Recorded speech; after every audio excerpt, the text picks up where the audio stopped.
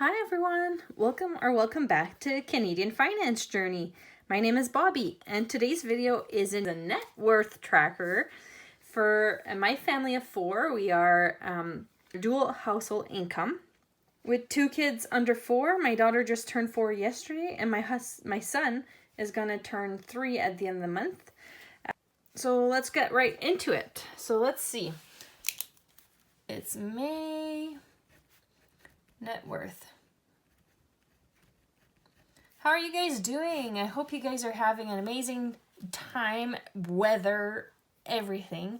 We are having really good weather lately. I love it. Summer is definitely my time. Plus we had, like I said, my daughter just turned 4, so we had a little birthday. We have a little birthday this weekend for her with some friends and just a little bit more of a fun time.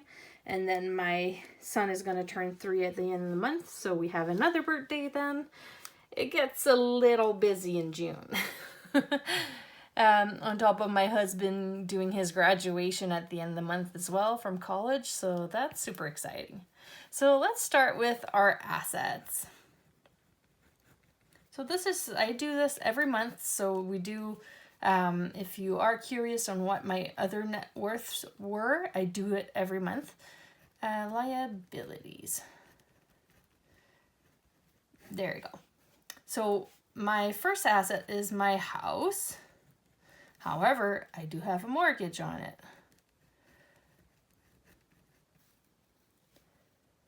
My second asset is my SUV, my car, and those one I don't have any payments on. I do have a mom Lira, a mom RRSP, and then a mom tax-free savings account. This is a new one. I do have dad Lira, dad RRSP, and then we have our high yield savings account, which is our emergency fund. And then we have savings,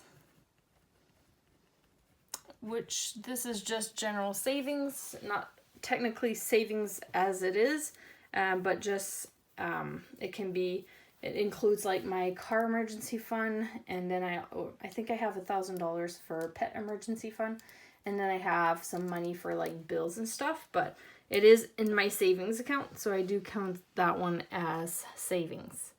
Other than that, and that's all my assets, but my liabilities, I do have a PC credit card and then a mom credit card. I just call it mom credit card because it is in my own name, and I don't actually have it on me. It's always at home.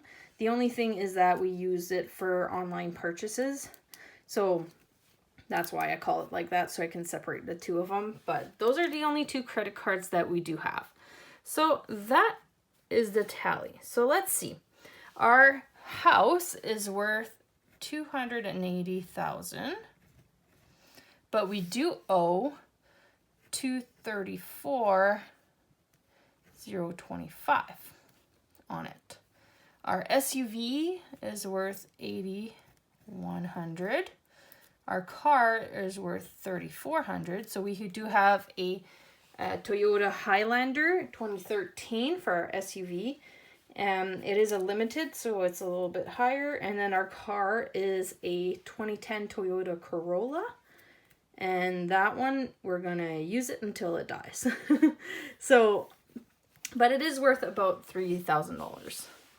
My Lira has $30,345, and that one I do have in my Wealth Simple account, and I manage it myself for all 3 of these.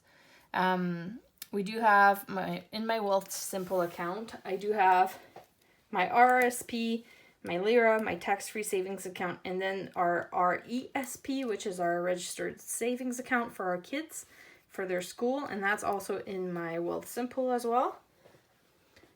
So I do have a referral link if you're interested. My husband has his money into his Wealth Simple as well. However, I manage his investments, his Wealth Simple account. So our RSP, so these two amounts here, 30,000 and the 3,000 here, are money that I have accumulated in my pension at my previous job. So this money, I'm not investing more money into it at this moment. So this is a whole different, I have another one. Mom, new retirement. I forgot that one. So these two are from my old job. I'm not investing anything. I just took it out from wherever that was set up, and I deposited into my Wealth Simple. So now I can manage it and watch it a little bit more closely. Same with my husband. He has a Lira and an RSP, and that is, he has 21,725, and then he has 62,95 in this one. My TFSA is, I got a referral link. I got $25, and then I added a little bit to show my dad how it works. So I have $40 in my TFSA at this moment. Other than that, my new retirement. So this one is a new one for the job that I have at the moment. They do take out money from my paycheck directly. I don't see it at all. It is a 7.8% investment on my part. And then I have employer matching for that 7.8% as well in this amount. And so that makes up the 15% that technically you should be putting away for retirement. So that's amazing. I love that. So that's why I'm not adding anything for the other ones for now. I'm going to pay my liabilities or my high interest rate debt first, and then I'll start saving up for boosting up my emergency fund before I put money into these two. But just knowing that this one is actually doing that 15% for me. So that's pretty cool. Let's see. High yield savings account, my emergency fund, I have $8,995. And then in savings, I have $3,750. And then my new retirement. This is a little bit of a game. I'm not too sure. I don't have the exact numbers at this moment because I can't actually see it. It's just something that I'm gonna ball cap about, and at the end, when I get my new, apparently I should get a statement in the mail in June or July saying how much I have in there. So I'm gonna wait until I get that, and then I'll put the real numbers once I get that. But for now, I'm budgeting $210 per paycheck, which is what is taken out of my my paycheck directly right before I even get it in my hands. So that's how much it's taking out from my own paycheck. So I'm just gonna do 210 times how many paychecks I've had since I've been working there. And that's kind of a ballpark of how much I'm putting into this. So I should have about, probably more than that, but $81.90 is what I'm gonna budget for this pay. So let's tally that up.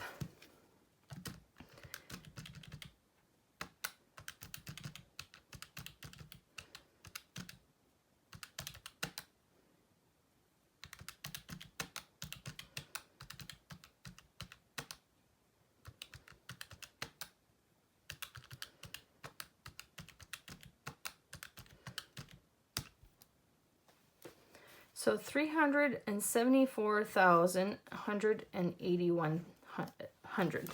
180. That's how much I have in my assets, or in my family's assets. So that's a good start. However, gosh, you guys, do you guys have issues with your credit cards? Like, as soon as I bring it down and I'm like, yes, like we're down to this amount, and then I'm like, I'm so proud of myself for bringing it down to that level. And then I'm like, gosh, why do I have to go get things on my car? And then I got an appointment for my car to get a tire swaps. I got an appointment for the SUV to get an oil change. Then they had to change the brakes, and they had to change other things, and that was tallied up. It goes up fast. And then my husband had to go get dental work twice this month because we haven't done anything for him in like probably like 3 years. So anyways, he had to go do that because he was getting dental pain. So let's just say that went on the credit card. So needless to say, the credit cards went up since last month. So dun dun dun. Our PC credit card, which is the main one, we have $4,465 on this. And then our mom credit card, or my mom credit card, $1,775. Bam, bam, bam. I can't wait to get it all paid up, and it stays paid up. That's the thing about, I feel like that's the thing about, or about my life anyways. I just feel like as soon as I pay it off, it just tallies back up, and then I'm like, shucks, now I'm back to not square one, because it is lower than it used to be, but anyways, one day I'll have that all done, and I'll have enough of an emergency fund that I'll feel comfortable that I don't need to have any credit cards, and then I'll cut them up because I don't want to have them in the long term. So anyways, let's see what my net worth. So my net worth, or a net worth, is calculated by doing your assets. So the total of your assets minus your liabilities, what you owe. So if I do that, 374,180, it makes it 133,915. That's my net worth. And last month in April, net worth was 136,045.